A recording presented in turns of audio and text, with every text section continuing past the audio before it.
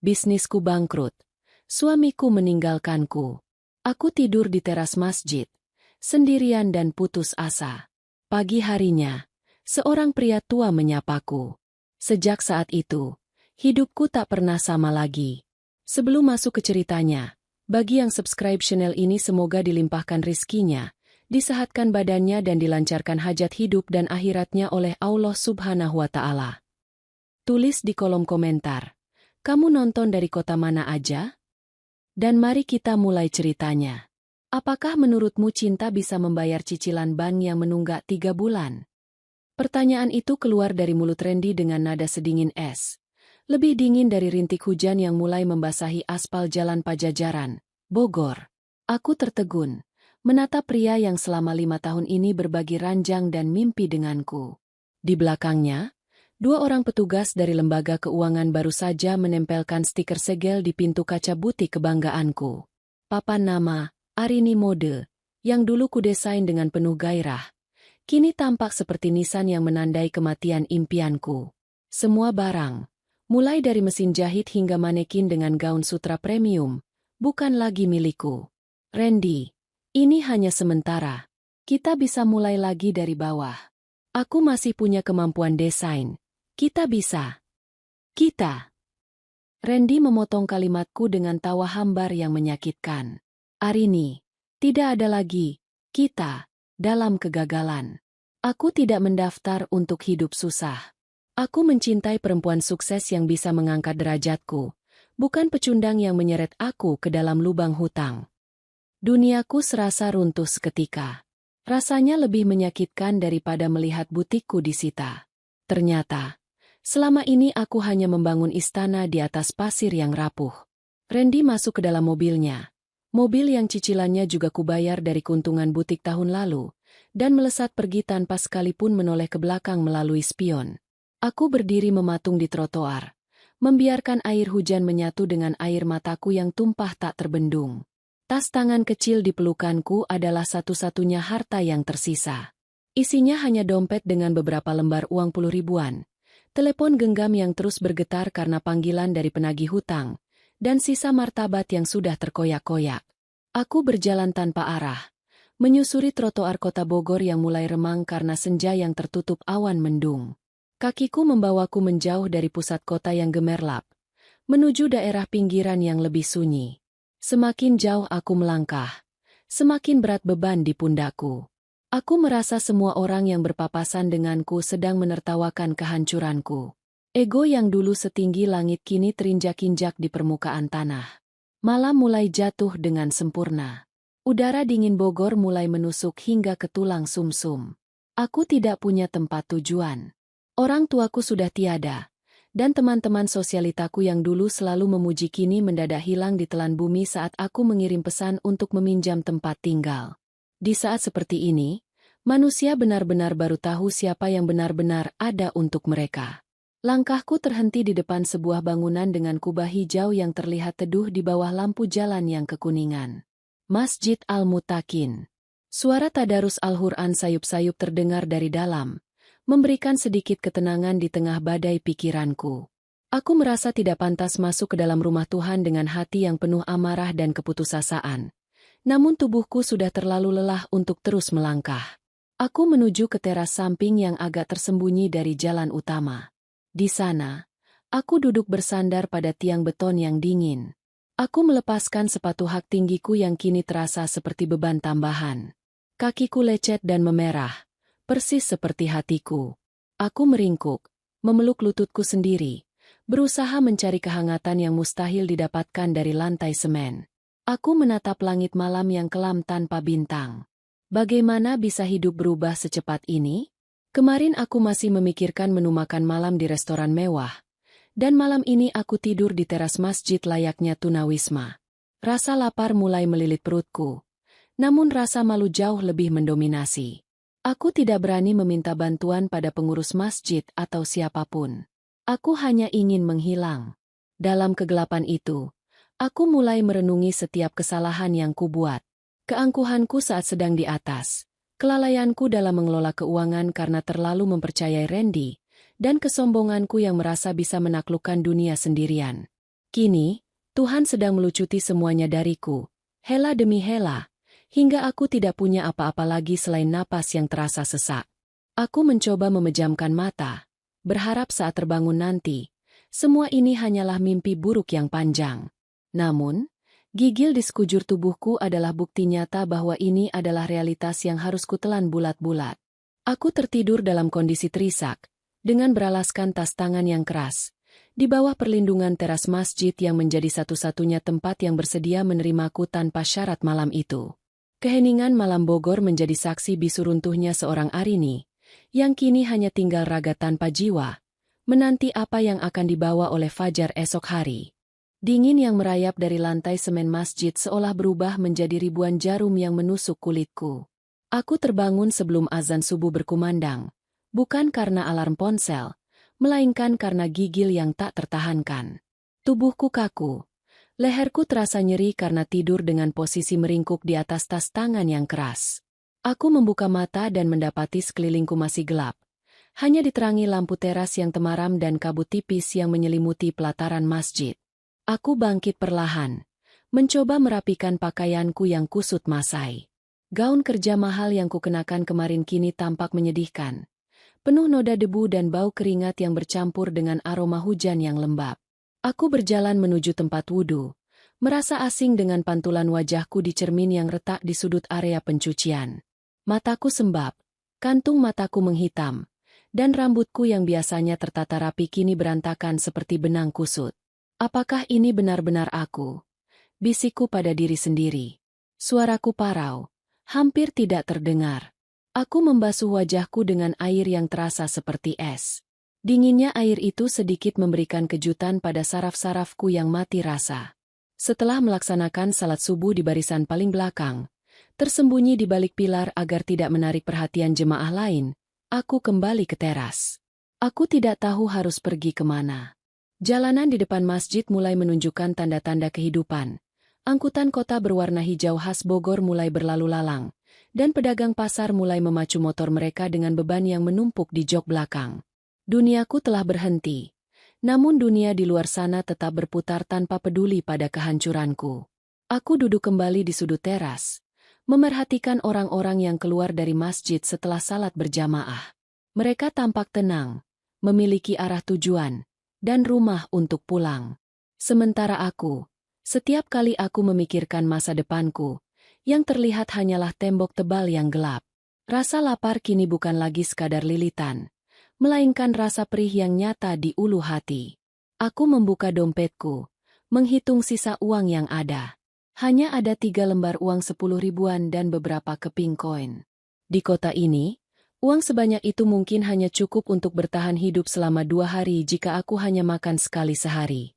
Air mata kembali menggenang di pelupuk mataku. Kehinaan ini terasa begitu menyesakkan.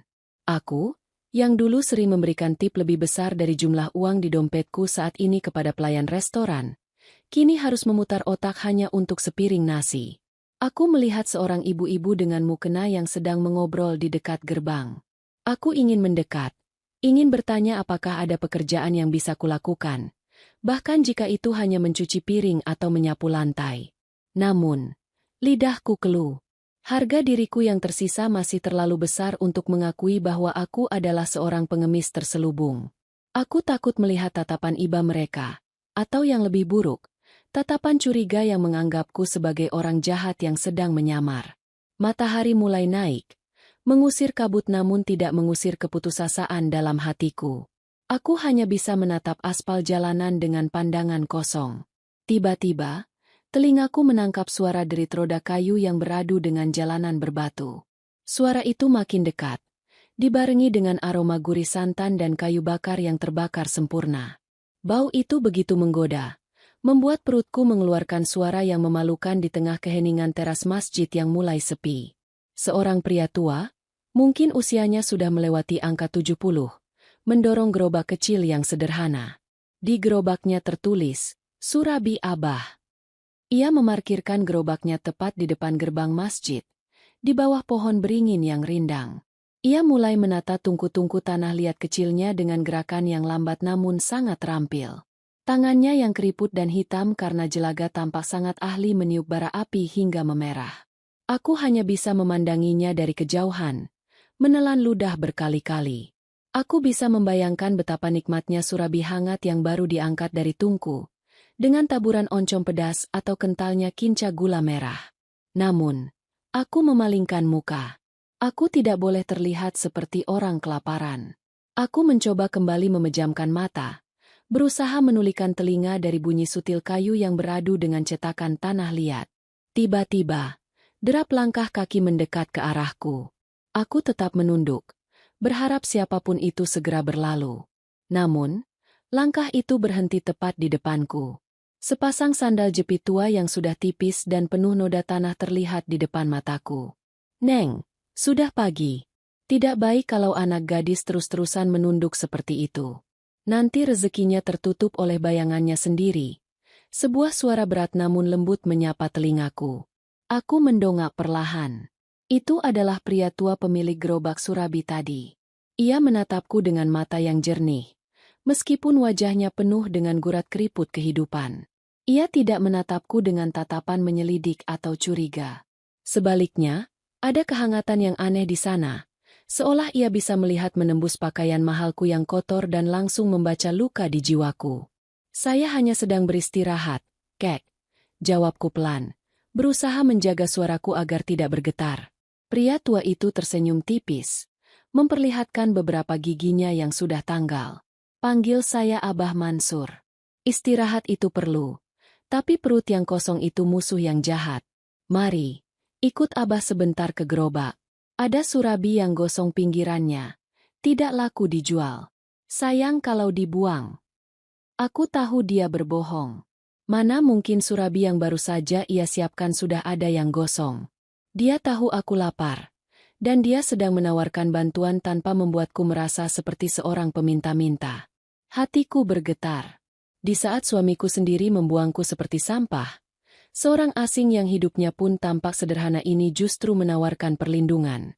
Aku ragu sejenak, namun perutku kembali berbunyi dengan keras, seolah mengkhianati keraguanku. Ayo, jangan sungkan. Di hadapan Tuhan, kita semua ini hanya tamu yang sedang menumpang lewat. Tambahnya lagi sambil melambaikan tangan, memintaku mengikutinya. Dengan langkah ragu dan kaki yang masih terasa perih, aku berdiri dan mengikuti langkah perlahan Abah Mansur menuju gerobaknya. Aku tidak tahu bahwa langkah kecil menuju gerobak surabi itu adalah langkah pertama yang akan mengubah seluruh garis takdirku selamanya. Di bawah bayang-bayang pohon beringin di pinggiran kota Bogor itu, hidupku yang baru saja hancur berkeping-keping, mulai menemukan secercah harapan kecil dalam bentuk sepiring surabi hangat. Asap tipis mengepul dari tungku tanah liat, membawa aroma wangi tepung beras yang terbakar dan manisnya gula aren. Abah Mansur menyodorkan selembar daun pisang yang di atasnya terletak 2 tangkup surabi polos yang masih mengepul panas. Tanpa berkata-kata, ia juga memberikan segelas teh tawar hangat yang uapnya menari-nari di tiup angin pagi Bogor yang sejuk. Makanlah, Neng. Jangan dipikirkan soal bayar. Anggap saja ini zakat pagi dari Abah. Ucapnya sambil kembali sibuk mengipasi bara api dengan hihit, kipas tradisional dari anyaman bambu. Aku menerima pemberian itu dengan tangan gemetar. Saat gigitan pertama mendarat di lidahku, rasa gurih santan dan tekstur surabi yang lembut seolah menjadi penawar rasa sakit yang sejak kemarin menghimpit dadaku. Tanpa sadar, air mata menetes dan jatuh ke atas daun pisang itu. Aku makan dengan rakus, bukan hanya karena lapar fisik, tapi karena aku merasa mendapatkan kembali sedikit kemanusiaan yang kemarin dirampas dariku. Abah Mansur tidak bertanya mengapa aku tidur di teras masjid, atau mengapa pakaianku tampak mewah namun kotor. Ia seolah mengerti bahwa ada cerita yang terlalu berat untuk diceritakan saat perut sedang kosong. Ia justru mulai bercerita tentang hal-hal ringan, tentang bagaimana kualitas kayu bakar memengaruhi rasa surabi, atau tentang pelanggannya yang sudah mulai berdatangan satu persatu. Abah sudah dagang di sini sejak zaman aspal jalan ini masih berbatu, ujarnya tanpa menoleh padaku. Banyak orang datang dan pergi. Ada yang datang pakai mobil mewah lalu jatuh miskin. Ada yang dulu pengamen sekarang jadi pejabat. Bogor ini saksi bisu. Neng, tanah ini lembab karena air hujan, Tapi ia juga kuat menahan beban apapun. Aku terdiam, meresapi setiap perkataannya. Setelah selesai makan, aku merasa sedikit lebih bertenaga. Aku tidak bisa terus-terusan meratapi nasib. Abah, nama saya Arini. Saya sedang kehilangan segalanya. Bisnis saya bangkrut dan saya tidak punya tempat tinggal. Aku akhirnya memberanikan diri untuk jujur, meski suaraku masih tercekat. Abah Mansur menghentikan kegiatannya sejenak. Ia menatapku dalam-dalam. Kehilangan harta itu seperti kehilangan bayangan saat matahari terbenam. Arini, nanti saat matahari terbit lagi, bayangan itu akan kembali. Yang bahaya itu kalau kita kehilangan cahaya di dalam diri kita sendiri. Kalimat itu menamparku. Selama ini, cahayaku adalah uang, status sosial, dan pengakuan dari Randy. Begitu semua itu hilang, aku merasa gelap total. Aku lupa bahwa di dalam diriku seharusnya ada kekuatan yang tidak bergantung pada benda-benda itu. Apa yang akan kamu lakukan sekarang? Tanya Abah kemudian. Aku tidak tahu, Bah. Aku tidak punya siapa-siapa di kota ini. Teman-temanku tidak ada yang mau mengangkat teleponku. Jawabku putus asa. Abah Mansur terdiam cukup lama, membiarkan suara bising kendaraan di kejauhan mengisi keheningan di antara kami. Kemudian, ia merogoh kantong celana pangsinya yang sudah pudar warnanya. Ia mengeluarkan sebuah kunci tua dengan gantungan kayu. Abah punya gubuk kecil di belakang pasar, tidak jauh dari sini. Biasanya dipakai untuk menyimpan persediaan kayu bakar dan kelapa. Tempatnya sempit dan bau asap. Mungkin jauh dari standar rumahmu dulu. Tapi kalau kamu mau, kamu bisa tinggal di sana sementara waktu. Syaratnya cuma satu, bantu Abah dagang setiap pagi. Aku tercengang. Seorang pria yang baru kukenal 1 jam yang lalu menawarkan tempat berteduh. Sementara suamiku sendiri mengusirku dari rumah kami. Ada rasa haru yang membuncah, namun juga keraguan. Apakah aku, seorang mantan pemilik butik ternama, sanggup hidup di gubuk belakang pasar dan berurusan dengan arang setiap hari? Namun, aku menoleh ke arah teras masjid, lalu ke arah jalan raya yang keras. Aku tidak punya pilihan lain. Jika aku ingin bertahan hidup, aku harus menanggalkan jubah kesombonganku. Aku harus berani menjadi orang baru. Saya mau, Bah. Saya akan bantu Abah. Jawabku dengan mantap, meskipun hatiku masih berdegup kencang karena takut. Abah Mansur tersenyum lebar, menunjukkan kerutan di matanya yang tampak sangat tulus. Bagus. Simpan air matamu untuk hal-hal yang lebih penting nanti. Sekarang, bantu Abah mencuci wadah santan ini. Pekerjaan pertama dimulai sekarang. Hari itu, di bawah langit Bogor yang mulai terang, aku mulai belajar memeras santan dengan tangan sendiri. Kuku-kukuku yang dulu selalu dirawat di salon kini bersentuhan dengan parutan kelapa yang kasar. Namun, anehnya, untuk pertama kalinya sejak kebangkrutanku, aku merasa memiliki tujuan. Aku bukan lagi Arini si pengusaha gagal yang ingin mati. Aku adalah Arini yang sedang berusaha menyambung napas di samping gerobak surabi tua. Hidupku memang tidak akan pernah sama lagi, dan mungkin, itu adalah hal terbaik yang pernah terjadi padaku. Gubuk di belakang pasar anyar itu lebih mirip sebuah gudang kecil yang dipaksakan menjadi hunian. Baunya merupakan campuran antara kayu lapis yang lembab, sisa arang, dan aroma samar kelapa tua. Tidak ada kasur empuk dengan spray sutra seperti di rumah lamaku di Sentul. Yang ada hanyalah dipan kayu beralaskan tikar pandan yang sudah robek di beberapa sudutnya. Namun, malam itu, di tengah kebisingan pasar yang tidak pernah benar-benar tidur, aku menemukan sesuatu yang sudah lama hilang dari hidupku, rasa aman yang jujur. Setiap pukul 3 pagi, saat embun Bogor masih menyelimuti jalanan dengan dingin yang menggigit, Abah Mansur sudah mengetuk pintu kayu gubukku. Tugas pertamaku adalah menyiapkan adonan. Ternyata, membuat surabi bukan sekadar mencampur tepung dan air. Ada takaran rasa yang harus dirasakan dengan hati, bukan sekadar timbangan digital. Jangan terlalu kuat mengaduknya. Neng, adonan itu seperti perasaan wanita. Kalau dikasari dia akan bantat. Biarkan udara masuk perlahan, supaya nanti saat dibakar, dia mekar dengan cantik, ujar Abah Mansur sambil membetulkan letak sarungnya. Tanganku yang biasa memegang sketsa desain kini mulai kapalan. Kulitku yang dulu putih bersih perlahan berubah menjadi kusam karena setiap hari bergelut dengan jelaga hitam dari tungku. Awalnya, aku merasa sangat menderita. Asap dari pembakaran kayu membuat mataku perih dan dadaku sesak. Berkali-kali aku ingin menyerah, merindukan pendingin ruangan dan aroma parfum mahal. Namun, setiap kali bayangan wajah Randy yang mencampakkanku muncul di benak, aku mengatupkan rahang kuat-kuat. Aku tidak boleh menyerah pada keadaan. Selama seminggu bekerja, aku mulai memperhatikan sesuatu yang ganjil. Pelanggan Abah Mansur bukan orang-orang biasa. Memang banyak tukang ojek dan kuli pasar yang mampir. Namun sesekali, ada mobil-mobil mewah yang berhenti di pinggir jalan hanya untuk membeli beberapa tangkup surabi Abah. Mereka memperlakukan Abah Mansur dengan rasa hormat yang tidak biasa bagi seorang pedagang kaki lima.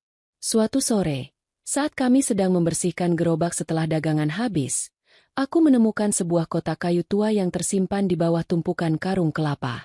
Di dalamnya terdapat sebuah gunting dapur yang sangat indah dengan ukiran khas, serta beberapa lembar foto kusam yang menunjukkan seorang pria muda mengenakan seragam koki putih bersih di depan sebuah hotel mewah di Bandung. Pria di foto itu tidak salah lagi adalah Abah Mansur versi puluhan tahun lalu. "Abah, siapa sebenarnya Abah?" Tanyaku dengan suara pelan saat ia masuk ke gudang. Abah Mansur terdiam melihat kotak kayu itu terbuka. Ia duduk di kursi kayu kecil, menatap keluar jendela ke arah hiruk-pikuk pasar. Masa lalu hanyalah bumbu. Arini. Terkadang terlalu asin, terkadang terlalu pahit. Abah dulu punya segalanya. Sama sepertimu. Abah adalah kepala koki di salah satu hotel termegah. Tapi kesombongan membuat Abah kehilangan keluarga. Abah terlalu sibuk mengejar bintang sampai lupa pada akar.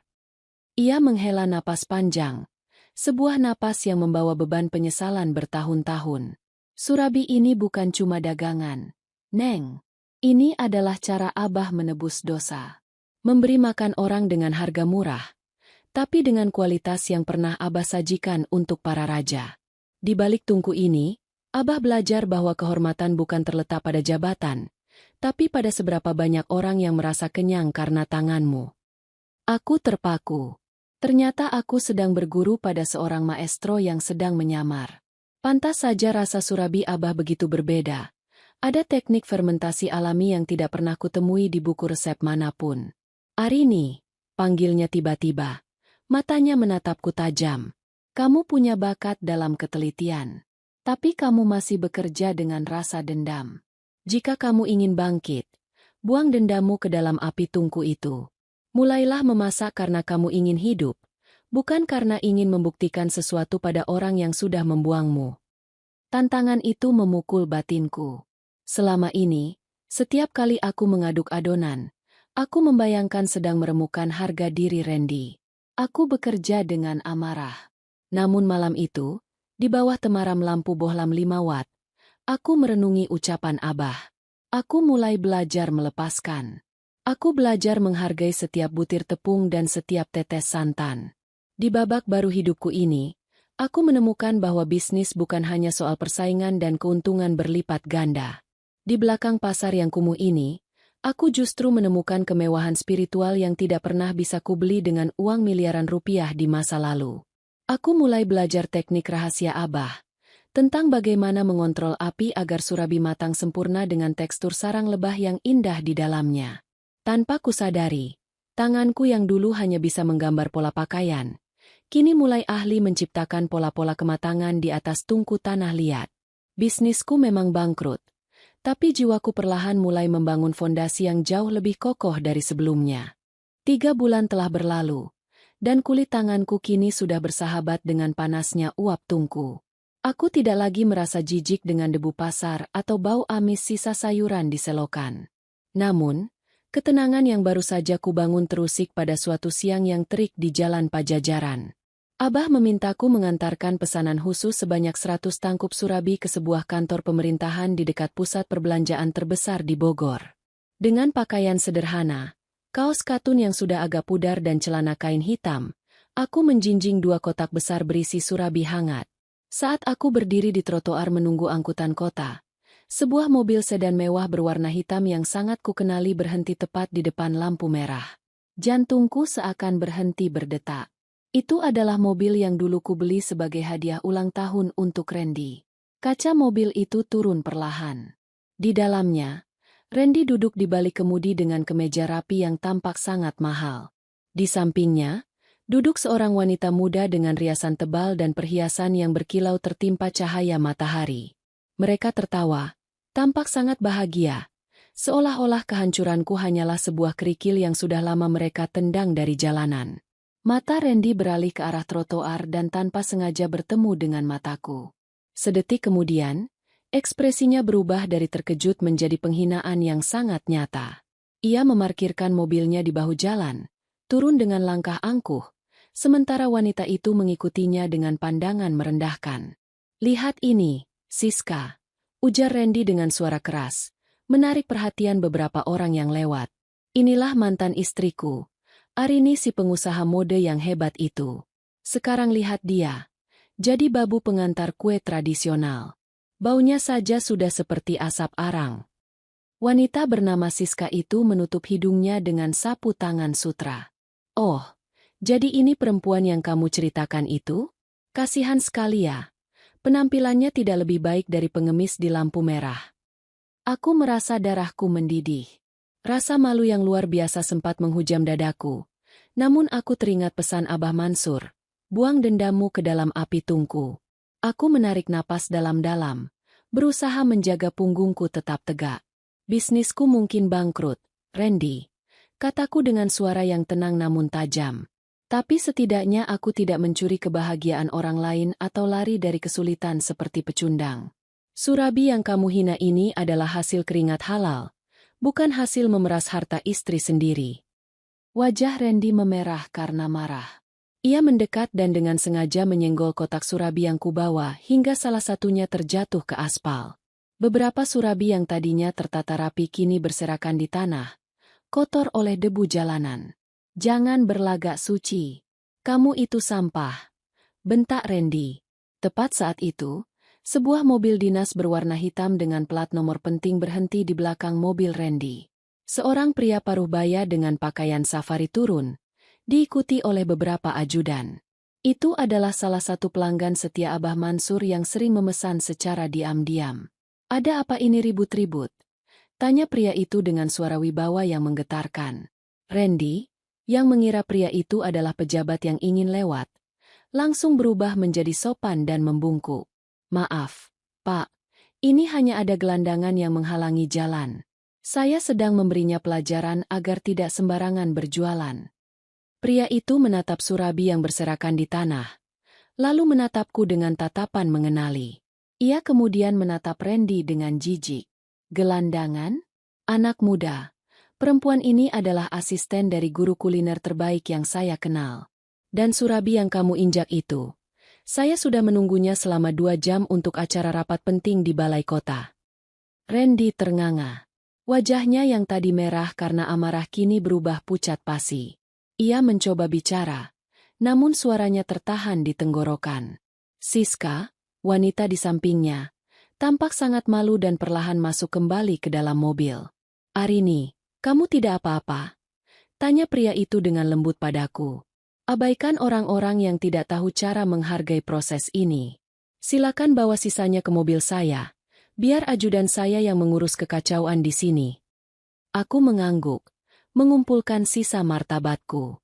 Sebelum masuk ke mobil dinas itu, aku menoleh ke arah Randy yang masih berdiri mematung di pinggir jalan. "Terima kasih sudah meninggalkanku, Randy." Bisikku cukup keras agar ia mendengarnya. "Kalau kamu tidak pergi, aku mungkin tidak akan pernah tahu bahwa aku jauh lebih kuat tanpa beban sepertimu." Aku pergi meninggalkan mereka yang kini hanya tampak kecil di spion. Di tengah hiruk-pikuk jalan Pajajaran, untuk pertama kalinya aku tidak menangis saat melihat Randy. Alih-alih merasa hancur, aku merasakan kekuatan baru yang mengalir dalam nadiku. Namun, kejadian itu juga menyadarkanku pada satu hal. Abah Mansur bukan orang sembarangan. Mengapa seorang pejabat penting begitu menghormatinya? Rahasia apa lagi yang disembunyikan oleh pria tua di balik gerobak surabi itu? Sepulangnya dari insiden di Jalan Pajajaran, aku mendapati Abah Mansur sedang duduk termenung di depan tungku yang apinya sudah mengecil. Aku menceritakan semuanya, termasuk bagaimana seorang pejabat tinggi membelaku di depan Randy. Abah hanya tersenyum tipis, sebuah senyuman yang menyimpan ribuan rahasia yang tersimpan rapat selama puluhan tahun. Sudah waktunya kamu tahu, Arini. Dunia ini sempit bagi mereka yang jujur, tapi sangat luas bagi mereka yang mau belajar. Ucap Abah sambil bangkit dan mengajakku masuk ke dalam gudang penyimpanan kayu yang paling pojok. Di sana, ia menggeser sebuah papan kayu tua yang ternyata menutupi sebuah peti besi kecil. Dengan tangan yang gemetar karena usia, ia membukanya. Di dalamnya bukan berisi perhiasan atau emas, melainkan tumpukan buku catatan kuliner yang ditulis tangan dengan sangat rapi, lengkap dengan sketsa teknik memasak yang sangat mendalam. Di sampul salah satu buku, tertera logo sebuah akademi kuliner ternama di Perancis.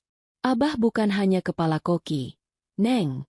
Abah adalah salah satu pengembang resep untuk jaringan hotel internasional sebelum semuanya hancur karena fitnah rekan kerja dan kesombongan Abah sendiri. Selama ini, Abah bersembunyi di balik gerobak surabi ini untuk menghukum diri sendiri. Tapi melihatmu hari ini, melihat caramu berdiri tegak di depan pria yang menghancurkanmu, Abah sadar bahwa ilmu ini tidak boleh mati bersama jasad Abah. Abah Mansur mengeluarkan selembar kertas yang warnanya sudah menguning dan sangat rapuh. Ini adalah resep surabi kencana. Resep yang pernah membuat seorang kepala negara terpukau saat kunjungan resmi di Bandung dulu. Resep ini menggunakan teknik fermentasi ragi alami dari air kelapa pilihan dan campuran 7 jenis tepung yang takarannya harus tepat setingkat miligram. Aku menatap resep itu dengan takjub. Ini bukan sekadar resep makanan. Ini adalah sebuah mahakarya. Namun, Abah memberitahuku bahwa ada satu bahan yang hilang dari catatan itu, yaitu teknik sentuhan api, yang hanya bisa dikuasai melalui insting, bukan hitungan waktu. Kamu harus menemukannya sendiri, Arini. Jika kamu bisa menghidupkan kembali surabi kencana ini, kamu bukan hanya akan membayar hutang-hutangmu, tapi kamu akan membangun kerajaan baru yang tidak akan bisa digoyahkan oleh siapapun. Tantang Abah. Maka, dimulailah hari-hari penuh eksperimen yang melelahkan. Aku tidak lagi sekadar membantu Abah dagang. Di sela-sela waktu istirahat, aku berkutat dengan berbagai macam jenis tepung dan air kelapa. Berkali-kali aku gagal. Terkadang adonannya terlalu asam, terkadang teksturnya terlalu keras, atau aromanya tidak keluar. Tanganku kembali melepuh karena mencoba menguasai teknik memutar tungku agar panasnya merata sempurna ke seluruh permukaan tanah liat. Konflik batin mulai melandaku. Aku mulai ragu. Apakah aku benar-benar memiliki bakat atau hanya sekadar beruntung selama ini? Rasa lelah fisik mulai menggerogoti mentalku. Ditambah lagi, beberapa penagih hutang dari masa laluku mulai mencium keberadaanku di pasar. Mereka datang dengan ancaman, membuat suasana di gubuk Abah menjadi mencekam.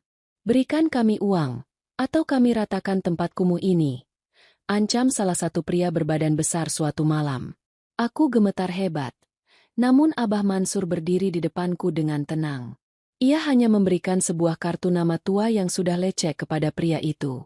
Entah apa yang tertulis di sana, tapi setelah membacanya, pria-pria itu pergi dengan wajah ketakutan tanpa mengucap sepatah kata pun. Fokuslah pada adonanmu, Arini.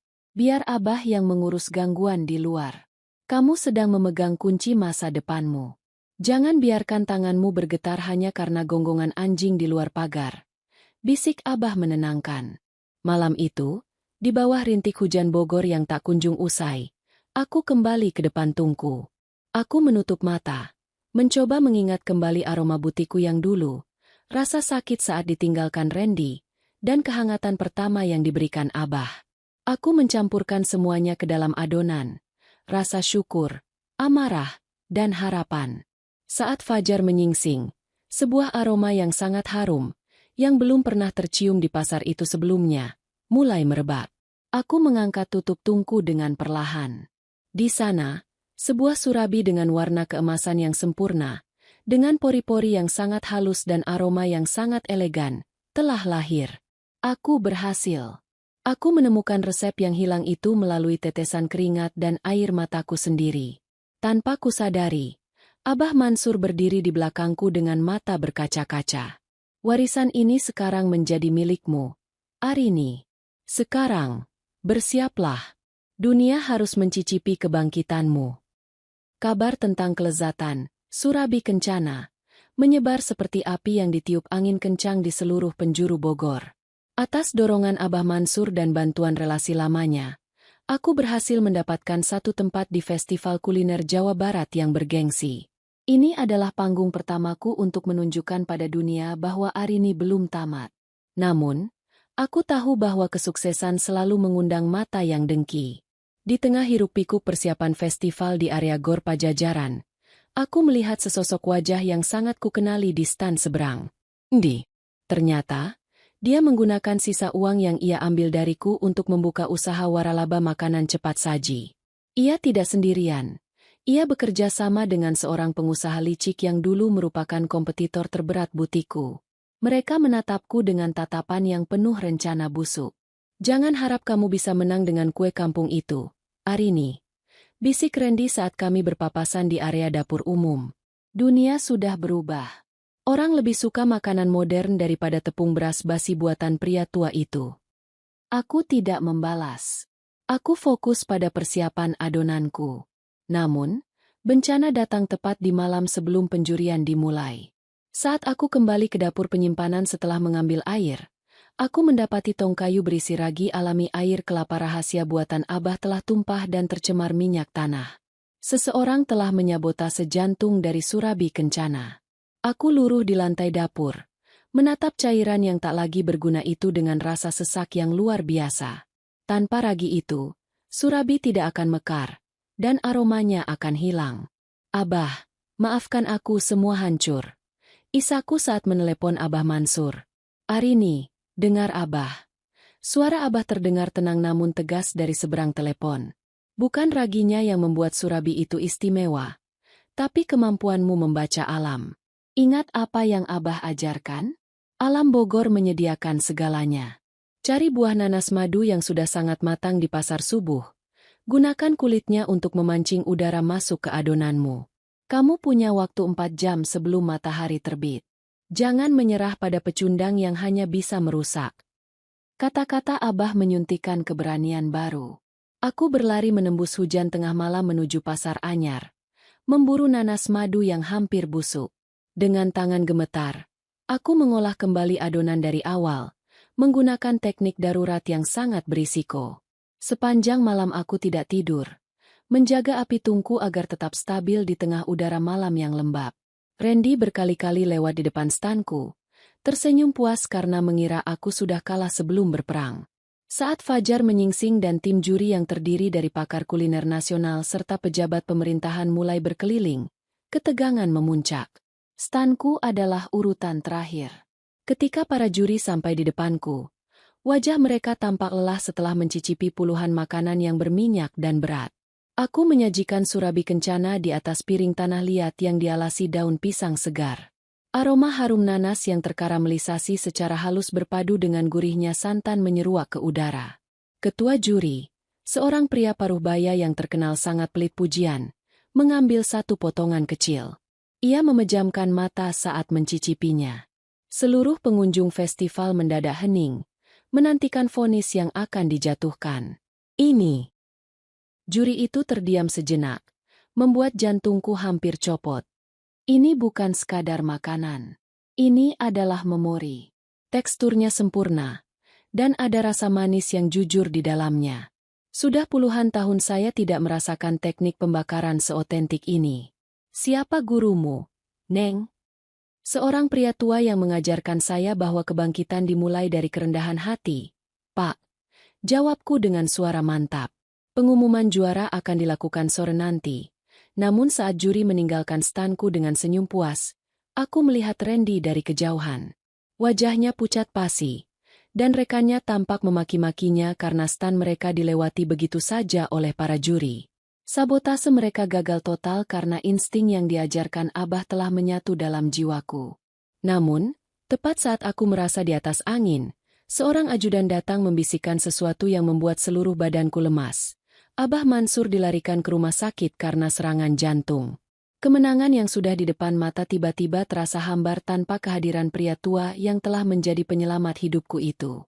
Langkah kakiku bergema di koridor rumah sakit yang dingin, kontras dengan keriuhan festival yang baru saja kutinggalkan.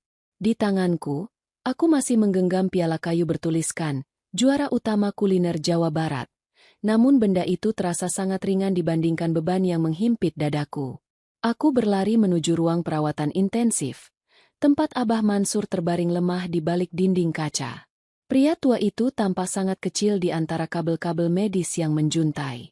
Matanya terpejam, namun raut wajahnya tampak tenang, seolah ia telah menyelesaikan sebuah tugas besar.